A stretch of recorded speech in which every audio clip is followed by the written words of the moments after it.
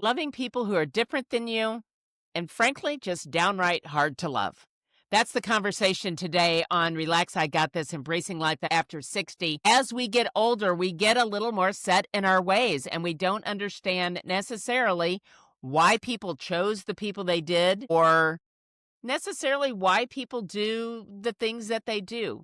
So my guest today is Katina Wilkins, and she is a Christian life coach, an author, and a speaker. She earned her BA in psychology from the University of California, Santa Barbara, and an MS in psychology from the University of North Texas. And after completing her coaching certification in 2020, she started Morning by Morning life coaching in 2021. She is the author of Love is Complicated, which is a book and Bible study that teaches us how to get through. And her book, which is a Bible study, is called Love is Complicated. And we're going to dive into some of these things that will maybe help you love a little better. And frankly, again, love those that are a little difficult to love. That's today on Embracing Life After 60. In today's world, older adults face major transitions like downsizing, relocating, or modifying their homes to age in place, all while embracing life after these changes. As a senior home advisor and seasoned realtor, Robin McCoy guides these decisions with care and thoughtful planning, helping create a vibrant future. Welcome to Relax, I Got This, Embracing Life After 60 with me, your host, Robin McCoy. Katina, thank you so much for joining me on the show today. I'm really excited to, just have this conversation. I'm so excited to be here. Thank you for inviting me. Well, you know what? You've got a very, interesting or novel or maybe a topic that we just don't want to talk about sometimes. I would agree with that. Yes. Right? So this is going to be interesting, particularly in our world today, Mhm. where we often have a lot of differences with our neighbors and our families about so many things. So many things. And we love them, but we want to make sure we love them, Yeah. right? Yes. And I feel like today's culture has really adopted this cancel culture. Mhm. Like, if I don't agree with you, then I'm just gonna depart from See. you. Like, Yeah, see ya. I don't need that negativity in my life, right? exactly. And that's not loving either, you know? Right. That's like No. self-protection, but now I'm gonna surround myself with more like-minded people, and then I'm gonna be even harder to love people who are opposite than me, right? Right, And that right. Well, and that's why I want to venture on this, and I'm sure we're going to ruffle a feather or two. But maybe. what I hope is by ruffling those feathers that people just stop for a minute and think about how are they showing up in the world and what does that look like for their friends, their families, their neighbors, their colleagues. And so I'm hoping that it just generates a little self-reflection. That's great. Yes, So because I that's think what I'm we learn the most in that yeah, that's what I'm uncomfortableness, hoping. right? Yes. Yeah, so one of essentially what we're going to talk about today is really loving people who are different than us, right? People that may be hard to love, Uh-huh. right? And I mean, the variables, whether it be religion, politics, cultures, right? And I Mhm. think, especially when we age and we have our ways about us, and now we're moved into different situations where maybe our neighbors are different than they used to be. Maybe we have to live in closer quarters. So now we have to learn to accept, love, and we all just, can't we all just get along? Right? And there's so much going on even with like so we're talking about people who are in their 60s and older, right? So I find that I'm getting more set in my ways. It's easy to get set in our ways, right? And Very then this is easy. how we Very were easy. raised and this is what I know to be the way the world works. And today's world is not working the same way as when we grew up, right? And so, but we're also finding that in our kids and our grandkids, and we're finding that we're less and less in control the older we get and the more independent the people under us get as Right. well, Right. right? And so when your kids, grandkids are getting a different type of education about everything in life, Mhm. right? Right? From what your pronouns are or, what religion you're taking. And then Yeah. we also are like moving apart from families. So we're able to establish more independent thinking. It's sometimes really hard for the older person to catch up to them, and be like, Yeah. how do I interact that when I don't even know what to say, you know? Yeah. Yeah. And when I was a kid, when I was growing up in the cities, it was interracial relationships. That was the big thing then. Now Mhm. it is so many more things. And honestly, some of this is tearing families apart. Literally. I see it. I see it in my immediate world, how a political difference can tear families apart to the point where they don't speak. Yeah. So, how do we get to that point, right? In your thoughts, how do we actually get there and what do we do about it? So how do we get to the where we're not working Yeah, or what happened where we so just like you just said, you don't agree, so I'm going to go over here and I'm not going to talk to you anymore. It's one thing if it's a coworker. It's another thing when it's your family. exactly. Yes. And I feel like one big thing is unmet expectations. We have a way that we believe the world should work. And in our generation, we're kind of the latchkey kids, Yeah. right? Like the Yeah. 70s and 80s kids are like the latchkey kids. So we started getting ideas about how the world works from TV, Right? Right? Like Yeah. literally the first blended family I know is from Brady Bunch. Well, 8 is enough. Do you remember the show 8 is enough? And the oldest daughter moved in with her boyfriend. And my father said to me, "You ever do that, you're gonna see that your old man cry." So that was like such a social or societal taboo at Yes, that time that yes, my father couldn't even at that time wasn't gonna accept that if his kids did that, right? So those are those like you said, the things on TV are what we saw growing up that then became normal. yes. And we were seeing our families start to separate. I mean, I'm a product of a divorced family, and it was very early. Like I didn't really know other people who had Yeah, divorced families. I was one of the first kids of my social circle, and it was hard because the other kids weren't even allowed to play with us because we were from a really? divorced family. It was a really Really? big deal. Yes. So when you think about like the things that we are exposed to and the more and more things that these shifts as people are divorcing and different homes are operating different ways, they're saying, well, I didn't like the way your mom raised you, I'm going to do this instead, or I want this because I want these permissions to be applied to me so that I have the freedoms that I can operate the way I want. Right. So we started to get further and further away from connecting and having similar values. And then on top of that, now this next generation, they're not just getting things like we only had a limited number of channels growing up, right? Right, Like like 3 and PBS. right? Yeah. Basically. So when we were all watching the same thing, right? Right? We all grew up still with this same kind of understanding of the world. It was still very similar. But now Yeah. there's like all these streaming channels. And then you have social media, and social media algorithms get you to see the same things that agree with you, right?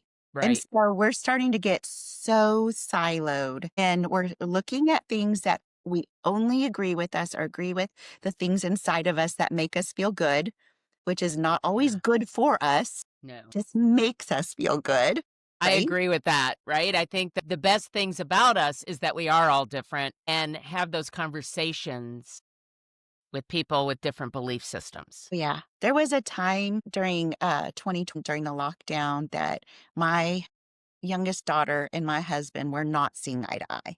And we're all in lockdown mode, right? So we're stuck in this house with two people who don't agree on Yeah. the worldview, right? Because worldview is so huge. And I mean, it was just like I don't like to be around disagreement. I'm like the people pleaser, happy go lucky. Let's make this just fine. Let's all agree and live It'll be together. fine. Kumbaya, right?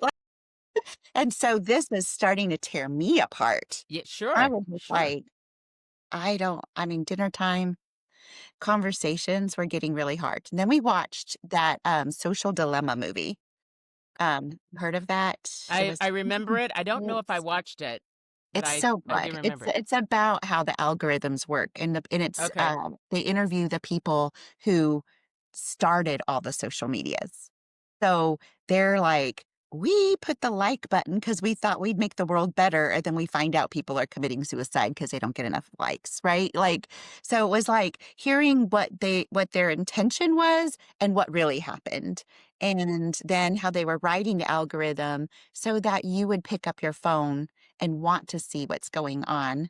Because if you don't like what's going on, you're not going to pick up your phone, you're not going to open it. And they're Right. wanting ads and they want, they need revenue, they need you to Right. pick up. So as we learned about how more and more divided it was and how the writers of the social media algorithms were not even letting their kids on social media because they knew how awful it was for them. I finally was like, "Look, you guys need to share your articles with each other. Like, you need to sit down and talk.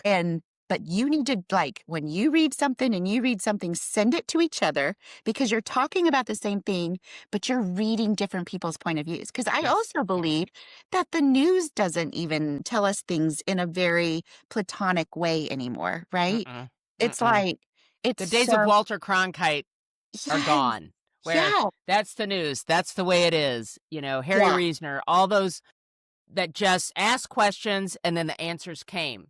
They didn't yes, interpret the news, they yes, just gave the news. And now yeah, everything is interpreted through whatever lens somebody is looking through. yes, And I yeah, think that is, we're not looking through other lenses anymore.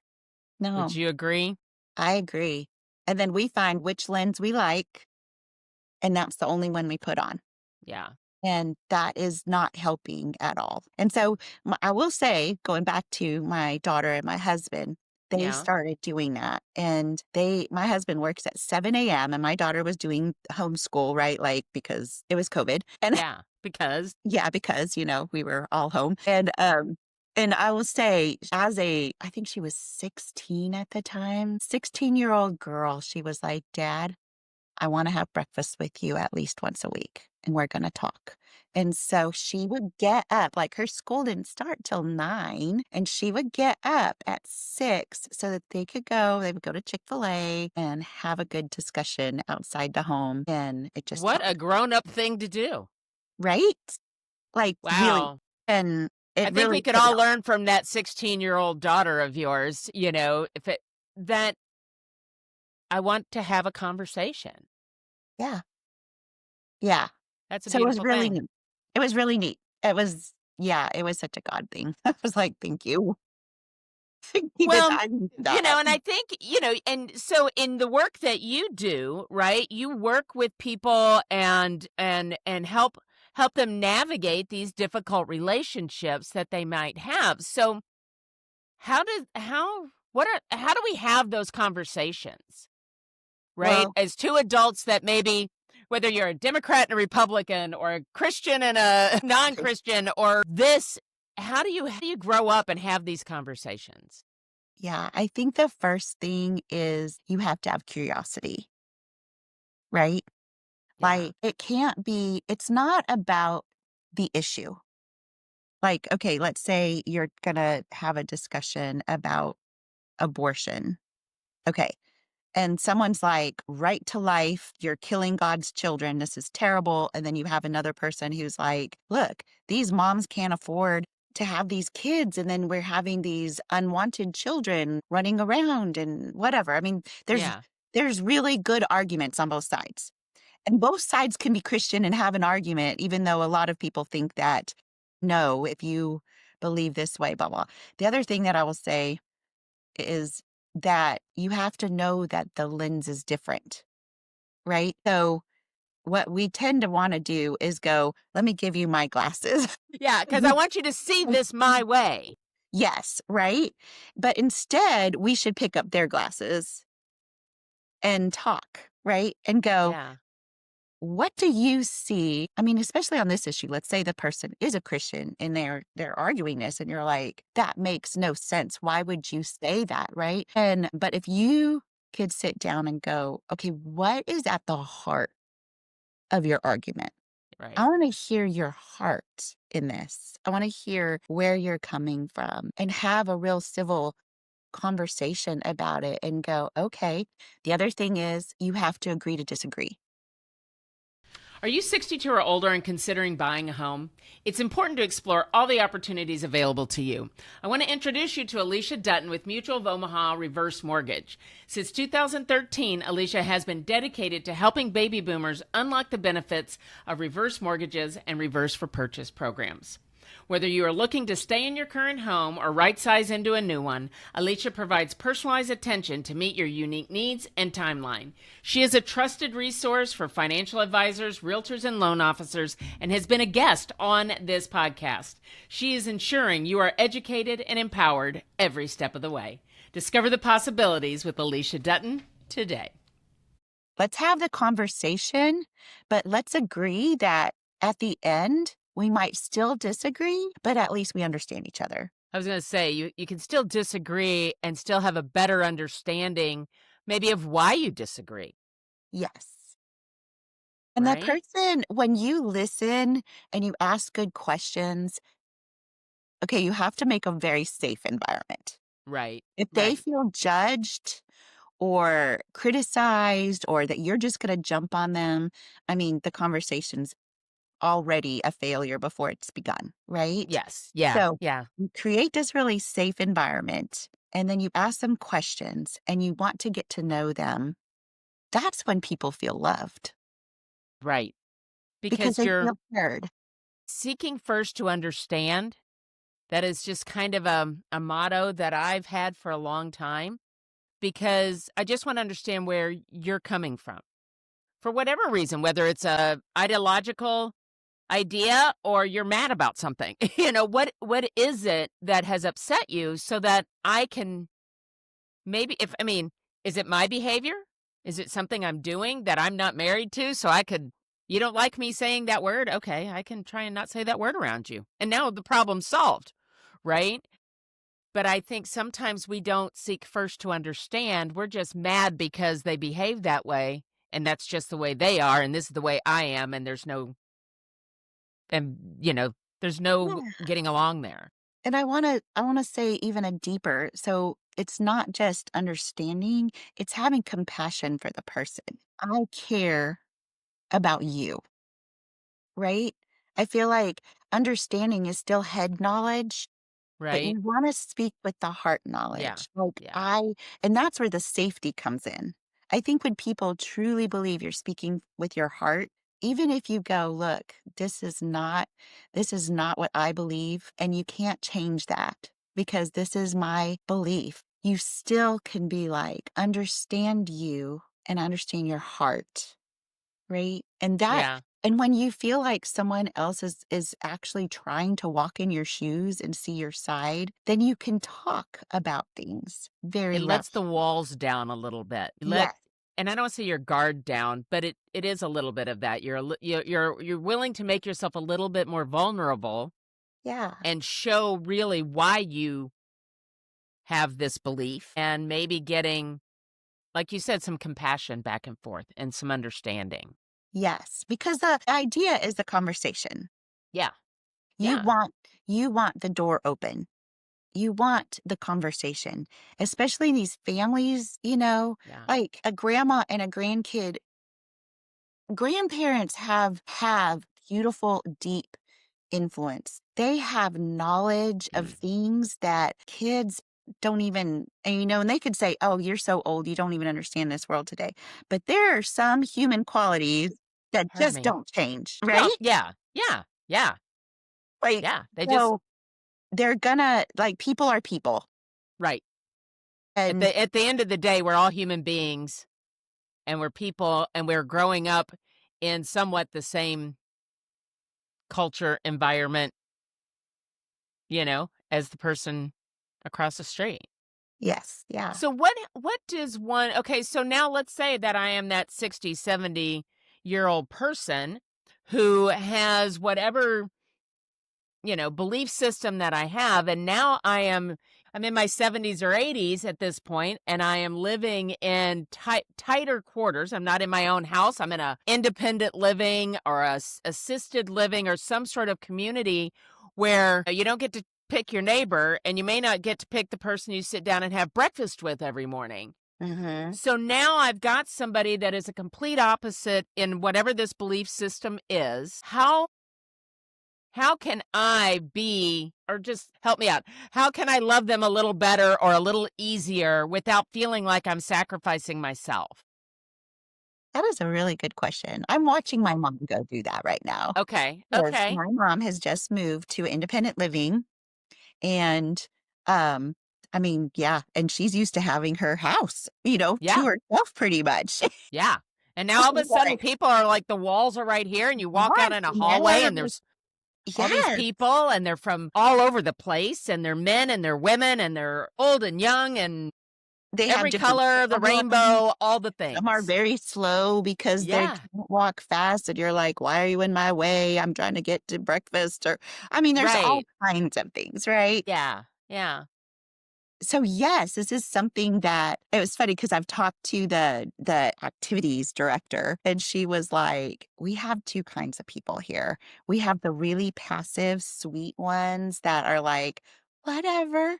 Oh, see, I mean, today is great. It's a great, beautiful day,'" you know? And then we have the aggressive ones who are like, "You're sitting on my seat, and I don't like you," and blah, blah, blah, blah, and she's like, "Oh my goodness, I'm always trying to help them to see eye to eye," and it's Yeah, really she has more discussions with the more aggressive ones, of course, because the other yeah, ones are like, "Whatever. I'm just happy to whatever. be alive today. Like, I woke up today," right? Like, Thank we're you for feeding me. It's good food. The sun's out. I'm a happy person. exactly. Oh, yeah. We did have that discussion, but I feel like with all of us, the the worst thing that goes against loving is comparing. And a lot of times that comparison is what we compare our expectations to. Okay. So, so Go with deeper that, there. Yeah. okay, yeah. So if you expect the world to operate the way that you've been operating for the last 70 years and the people that you chose for the last 70 years. And then you go and you're in a mixed company of people who suddenly have all these different ways of thinking and acting and eating and walking and whatever. Yeah. And And then you're like, dressing and hair. Yeah. yes, all of it.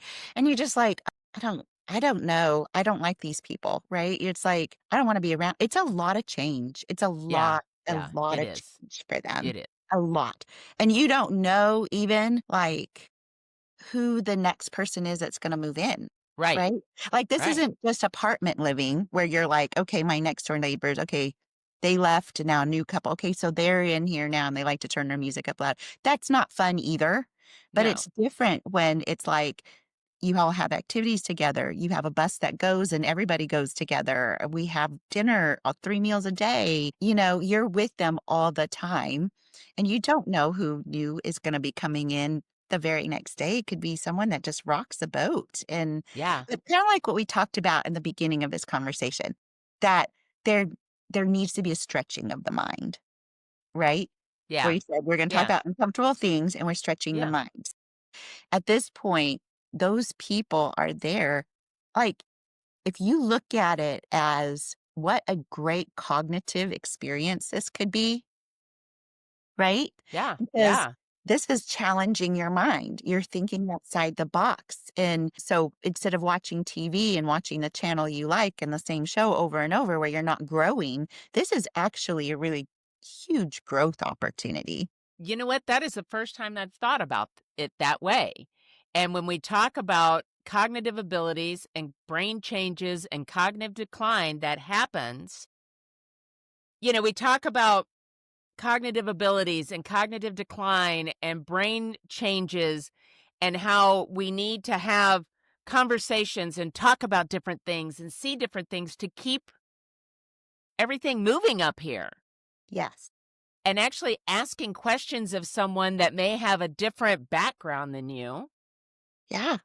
I tell expands my that mom mind. all the time. I'm like, Mom, did you talk to that person? So for a while, they let guests come in and eat with their loved ones. Now they've made that a policy. They changed that policy. But in the beginning, when she first moved there, I was able to eat with her. And so I modeled it. So every time I sat down with her, we sat down with different people, I started asking questions.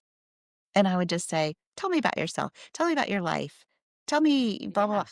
And I mean, it made their day. Like the other people, they're just like, no one asks me these things No. anymore. No. Right. So it's a cognitive experience Yeah. for both parties. Right. And you have to be looking for what do we agree on? What do we have in common? That's what you're listening for is you went to Europe. I went to Europe once. What was your favorite part? Right. Okay. Finding common ground so that you can build on that instead of just assuming that you're at odds with one another Yeah. because they're from New York and you're from Arizona, and I hear about people from New York they're just Yeah. whatever people from New York are, right? And so by finding something that's common, you can build on that. Yes. So I would say that's my advice is to listen and listen with compassion and listen to learn. Like, don't make assumptions just because someone is coming in with a nose ring and you've never seen a 60-year-old person with a nose ring before, or a tattoo or Two whatever. or yeah, yeah, Okay, these are choices. They're their choices. But does that mean that what kind of person are they underneath that? yeah. Like, why do they have that nose ring? Let's talk about that.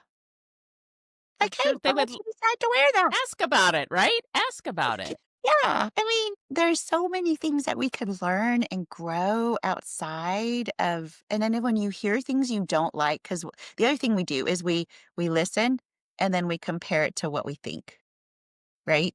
Right. You said that. I don't like that. I don't like people I who. don't agree. And I'm not friends with people that think that. And so that's the comparison expectation game. It's a killer. It Yeah. kills love. It definitely kills love.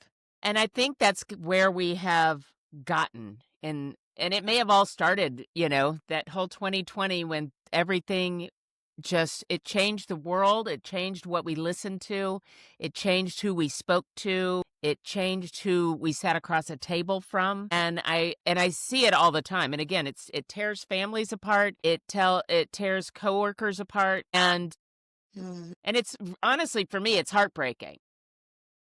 For me too. I That's why just I've really got into this because I'm like, I mean, so personally, as a Christian, mhm. it's like Christians are supposed to be known for our love, Yeah. right? God Yeah. commands Yeah. us to love him and love others. And then he tells us, his disciples, like, love one another. That's how they'll know you're my disciples.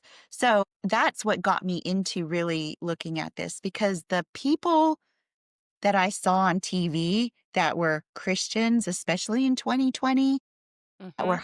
highlighted were the least loving people. Was so heartbreaking. I'm like, who's ever going to want to be a Christian when they come across as so judgmental and in your face? And I'm like, that that's not what Jesus said. Like, if you're going to follow that, Then follow it, then right? follow it, right? Yeah. And when we were talking, when we were talking about you coming on the show and you said something about loving your neighbor and loving your as your brother, or we talked about something like that, and I can't remember how you phrased it, but it made it very clear from the Christian perspective of how you are supposed to love your neighbor and who's your neighbor and who's your brother and all those sorts of things. Yes. So, yes. Okay. So that's what we were talking about because it was so when Jesus says, love God, and then he says, love your neighbor as yourself. Neighbor, most of the time when the word neighbor is being used in the Bible, they are talking about people outside your faith. or Okay. you're outside your circle, it'd be other cultures. I mean, so it's outside the family, right? Okay. So he's saying not just love like the people easy to love, that's your family. Right. We're loving people who are different than us. And then when he sits in the upper room, Jesus tells his disciples, this is where the people are that his 12 people who are closest to Mm-hmm. him. And then he's telling the rest of us too. And he says, I give you a new command. So if you're thinking, okay, new, this is something different. And Right. in this command, he says, love one another. And whenever it talks about one another, it means your brother, your brethren, the people who are similar to you, the ones that believe. Okay. So So these are fellow that are Christians, your your, circle, your, your tribe, if you will. yes, yes. And so he's like, and that's how the world outside will know that you're my disciples, that you're followers of Christ, is when they see that love that you guys have with one another. And so this this whole concept is you love everyone. Like everyone. Like Everyone. nobody's an exception to this rule. That It's like, I love them, but not them. yeah, That's not the rule. that's not the rule. No, it's not. No. Yeah. And he even tells us, like the first time when he says love your neighbor, he says love your neighbor as yourself. So even yourself is put in there somewhere. Yeah. Yeah. Right? So it's like all of you guys, you better be loving each other. But the first one is to love God. But then after that, it's like you should be loving everybody. And that's how we should be known. Yeah. And unfortunately, and whether it's the Christian faith or others, unfortunately, I think we've drifted away from that, just that concept or that belief system, and it's us against them so often. Yeah. And then if we are doing that, then our children are doing that, or our grandchildren, that's what they see in the household. Mm-hmm.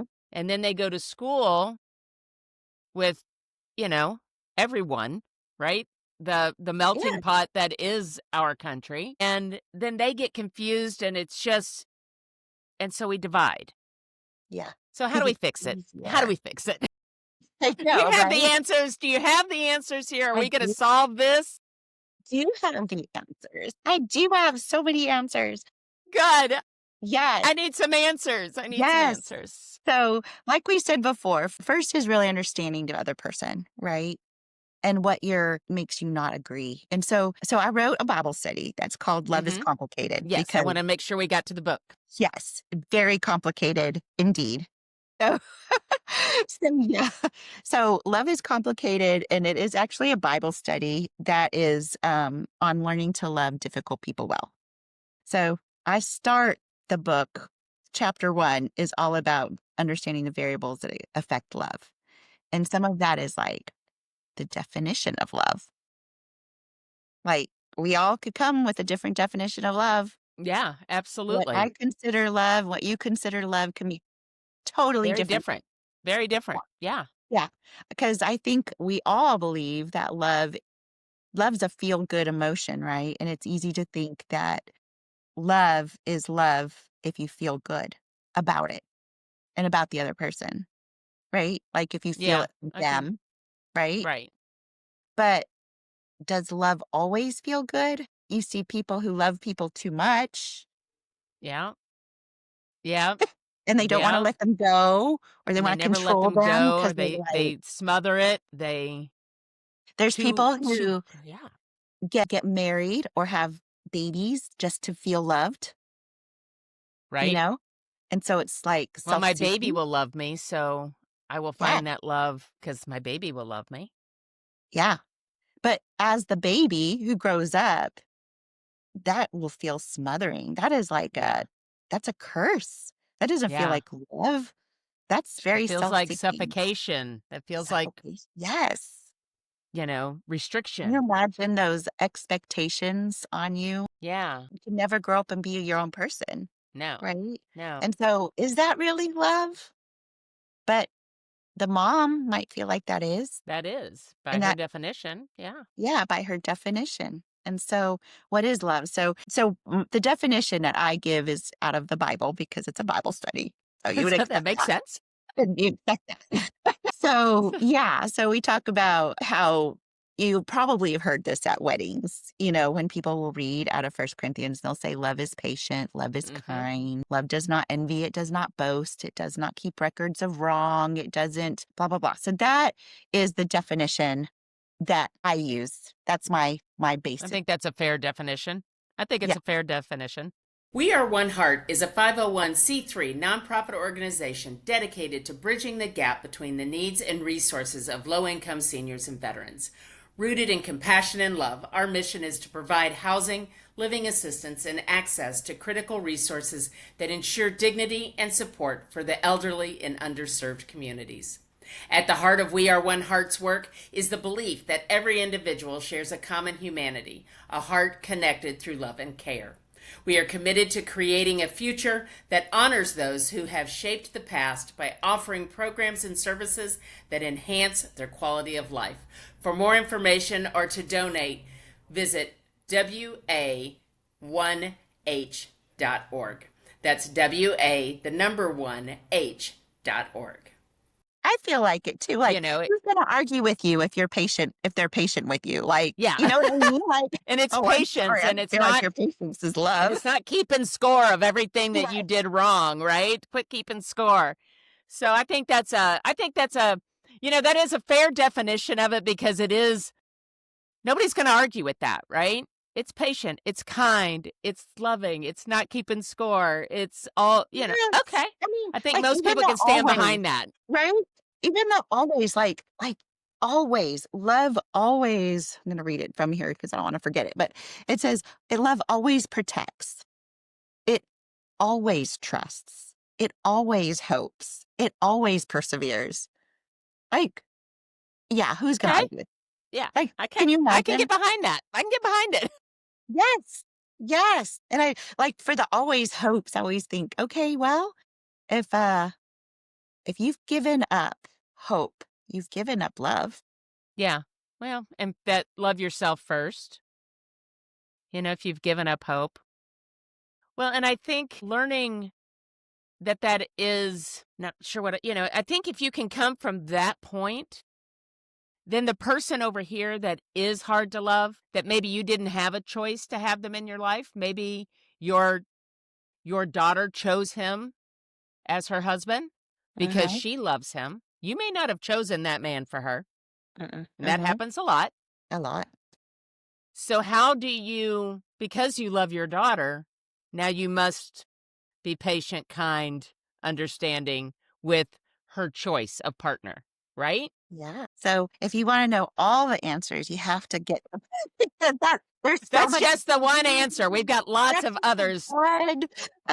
But yeah, it But I is like the way you said that, though. I mean, and I have heard that before. You hear it at weddings. You hear, and you and then, think but when of you it. take it and say it differently, like in this environment, you're like, oh, okay, it is that. Oh, yeah. Because I feel like that's the main time you hear this verse Yeah, is at a it wedding. is. Yeah, But the context of it is not a wedding right. at all. So it's in the context of these people who are boasting about their gifts and about who they were taught under and how they were. I mean, they're just like, well, I have the gift of teaching and you have this little gift of serving and you're nobody. Like, and so Yeah, the argument is actually among the brothers. Like, you're yeah, gonna say yeah. love your brother, right? Like it's the brothers that are all fighting. It has nothing to do with a wedding. This is like you should be practicing this every day Yeah, with yeah. everybody, right? So So so that's the premise of the whole thing is that I think when you can come to a definition that you say this, and then once you define it, it's a choice. It's not a feeling. I choose to love you, even though it's I hard. choose to love you, and it's hard for me to, but just using That's the the the stuff. example, right? I don't want to lose my daughter and my relationship with her because maybe you weren't my first choice.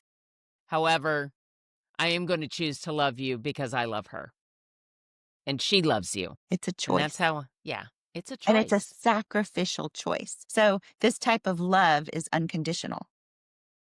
It's not, "You have a great job," or "I love this son-in-law better because he's a doctor than this son-in-law who's a mechanic," Yeah. right? Like, Yeah. it's not based on anything except that I'm choosing to love you. That's a Yeah. hard thing. I think people, I think you have to really come to yourself, right? You have to have this, and that goes back to when you say you're coming from your heart, not your head, right? In your head, things are a choice, but you make that choice that comes from your heart, I Well, think. sometimes you have to talk your heart into it, Well, yes. right? Like, Yeah. it really starts with the head choice of, "I'm gonna do this," right? And And then we're going to make it's it. like, you might not feel it. I think that people today go too much on feeling. They make all their decisions on feeling, and they're not thinking about long-term result. Yeah. They're not thinking about how the other person feels even. It's how do Yeah. I feel and what makes me happy. And you are making me angry and that makes me unhappy, so I am not going to I'm not coming to Thanksgiving dinner because you Yes, make me angry and that makes me unhappy, and I'm sorry if it makes everybody else unhappy, but I'm not gonna be there because I'm gonna be unhappy. exactly. Yes. I mean, I think that's what, especially in the political climate that we're in here in, 2025, that people have become very polarized. And like you Mhm, said, we live in silos now, and we only want to talk to people who agree with us because mhm. that makes us happy, because it makes us right. And everybody wants to look good and be right. Yes, Always. That is like, I want to look good and I want to be right. So don't make me look bad and don't make me wrong, because yes, now we have a problem. yes. Yeah, and you can't, that's not Like, you loving. can't have a relationship that way. It doesn't work. No, It no, doesn't work. no. And if you're trying to love with this unconditional love as defined, you can't be self-seeking, you can't be prideful, you can't be boastful, you can't dishonor, you can't be rude. It's like, if your worry is more about yourself, you already are not loving well. This is so much. I think everybody needs to read the book. I think so too. I think, and I will say something, and not growing up in the church, not being a very religious person, if you will, but hearing and having had a couple of conversations with you and talking this through, it is something that you can say, okay, well, the majority, many people are saying they're looking at the world through this lens. Mhm, Now let's see if we can see where they are, and meet people where they are. Meet people where mhm. they are. And if they Yeah, don't believe the same things as you do, try and share some of that with them. Not to tell them they're wrong, but to say, this is how I believe and why I believe. yeah. And I think when, the title of the book, Love is Complicated, Yes. there is no, I think that is a great title, because it is. So complicated. There's Sometimes we think, so I many feel, things. oh, you just make me so happy, so I love you. I just love you. Yeah. I mean, think of all the Mm, people who have married because the first person you came along and made them feel special, you know? yeah. Like, Yeah. I've never felt special before, but this boy comes along and you're like, "He made me feel special." Was he the right person for you? Did he have your best interest at heart? Is there other motives? I mean, the thing is, everybody comes from a broken home of some sort. They're broken. Everybody's broken. By the time we get married, we've all been hurt We by something, right? somebody or something has hurt us. Yes. Yeah. Part of And right being now, human. the Part of being human. buzzword is trauma, right? Like, everybody's got trauma, and, Right.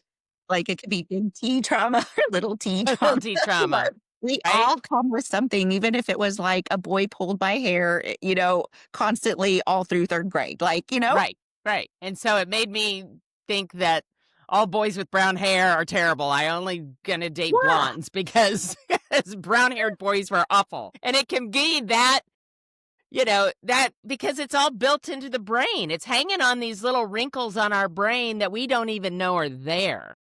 Yeah, it becomes so subconscious. We don't know that we're filtering it with that, And so, Yeah. yeah, it's really important for us to know. Yeah. Well, if someone wanted to maybe go deeper with you, I know you do a lot of coaching and speaking and things like that. So how could they go about that? How would they find you? Obviously, we'll get the book in the show notes so they can find that easily. How else can they like talk Yeah. to you, I guess? Yeah. So I have two websites and they kind of go into each other. So probably the easiest one to say would be katinawilkins.com because Okay. that's That just easy. My coaching business is morning by morning. So it's my other website is mbmlifecoaching.com. So for morning by morning, I thought putting that whole thing seemed like a really long thing to write. it's like too many letters, right? It's like Too many letters. So it's going to get MBM misspelled Life every single Coaching. time. It will get Yeah. misspelled every single time. Exactly. So you can find me. There's I think on katinawilkins.com, there's 3 silos where it's like you want to know more about speaking or coaching or my writing. It'll take you to my blogs and then you can also find my book. So this will take you to a appropriate page of what Okay. easier to find maybe. But yes, I do a free discovery session. So if it's something like some people have really deep trauma, and I will Sure. say that. Like, if Sure. you've really been hurt and it might be where a coach is not deep enough. Right. It's like Right. we need to uncover past stuff. Yeah. And, Yeah. I would say, let's find out if this is something now that we can handle. Because a coach is all about going forward. Right. It's like, Right. where are you now? We don't disregard the past. Like, the past is there. We totally Yeah. understand that and we understand the influences of the past, but we don't sit in the past. Like the idea of a coach is let's have a goal. Your goal is you want to have a good relationship with your father. Okay, where are you at now? And I've had people come to me that are like, I've had so many years of therapy and we rehash the same thing every single time. I'm tired of that. I just want to move forward. So this is where coach is really good Okay. because we're Yeah. like, we acknowledge that there was abuse in the past. We acknowledge that. So now let's make a goal of how are we going to meet that so that we can get to this point where you guys can talk. And when you get off the phone, you aren't crying or like keeping Right. harboring that for 2 weeks of Right. something said, right? Like we can start processing it through. Maybe we can even see how it's influencing the choices that you're making today or this and that. So we are really good at looking at patterns. I'm really good at looking at patterns and then saying, okay, what are your goals this week? And we can say, okay, maybe your first goal is just to write all your thoughts down. You don't have to talk to them right away. We're not going to jump to that. Like Yeah. let's see Yeah.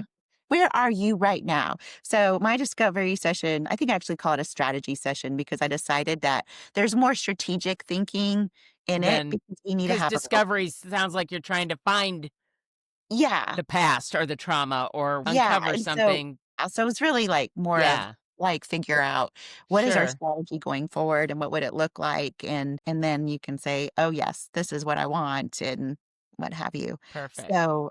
So it's just uncovering that, having goals. I've had really good success stories. Like I it's love really that. fun when someone is like, I had a whole conversation and I feel fine. It doesn't bother me anymore. Like, And that even is if you can't huge. change them and they still have their way, the fact that you can actually have a conversation and not be hurt and it not bother you is huge. It is huge. And that is my goal. Like, I want people to love, and that's what I tell my people. I'm doing my Bible study. I'm actually teaching it at my church this semester. And it's like all the time, I'm like, it's not about how they make you feel. We're talking about loving is your job. Your job is to love. There's nothing that tells us wait till they love you first or make you Because feel good. you can't change other people. You can't change them. All you can do Mhm. is change how you're gonna react to them or any given situation, right? Yes. That's all you can control. And I actually had a therapist tell me one time when I was reacting to something, she said, how did you react to that? And I said, well, like I always do. And she said, well, how's that working out for you, Robin? Right. And this has been 20 years. And I'm like, I still remember that. And I went, wait. And that's when I realized I could change how I'm going to react to something. That it isn't a foregone conclusion that when somebody says this, you're going to feel that and react like this. Yes. You may Yeah. feel a little bit like that, but you don't have to react. No. And that was like one of the most eye-opening things for me. And I'll also say that there's some people like me who are people pleasers that our tendency, we're really good at not reacting, but it kills us inside. Yeah. Yeah. Right. And Yeah. that's still not what we're saying. We're not saying hold your tongue. No. We're saying don't let it in. Like let it's so them go be them, right? Yeah. Let them go be them. They've got their own things to fix or think about or, whatever we want to phrase that. But how are you going to let that affect you and how you're going to go on about your day? Yeah. Yeah. Yeah. So, yeah. This is so this fun. is awesome. I could talk about this forever. See, I love, and when I do this, and sometimes when I have a guest on the show, they say, do you have questions for me? And I'm like, no, because I just loved this conversation. I feel like it's very organic and it just goes where it's going to go. And you kind of start uncovering little things right there. So I've enjoyed this. I want to thank you so much for coming on the show. Like I said, we're going to get all that information so people can reach out to you because we are coming up on the holidays and we are going to be with people that maybe cause us some anxiety or, we're just going to leave it at that, so the holidays should not be a stressful time. They should be a happy time where we are seeing family and friends and people that we love. And we want to go into that love. Yes. And I do want to say one more thing, and that is as you're getting near the end of life, what do you want your family to remember about you? Do you want them to remember about how you yelled at them and how they didn't meet your expectations and, or do you want them to have this memory of you loving them? Like, because it's a legacy and how you model it is going to be how they model it to their grandkids when it's their turn. Right. So, yeah. And you can change that. This could be the year you change. Right. This could be the year that, and it could I just see this as a ripple effect. Like you have control. You are not done yet. Your life is not over. Yes.